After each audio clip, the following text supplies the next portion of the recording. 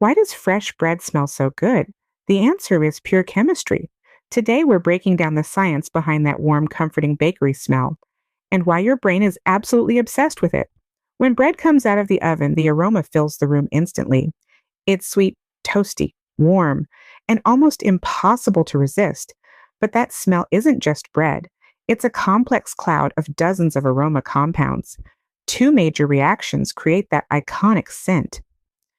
First, the Maillard reaction. When heat hits the dough, amino acids and sugars collide, forming hundreds of new flavor molecules. One of the most important is maltol, the compound that gives bread its caramel like aroma.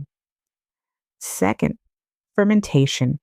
As the dough rises, yeast produces alcohols and organic acids. When baked, these compounds evaporate and add fruity, buttery, and slightly tangy notes. Together, these reactions create the scent your brain instantly associates with comfort and warmth. If you want your bread to smell even better, let the dough ferment longer.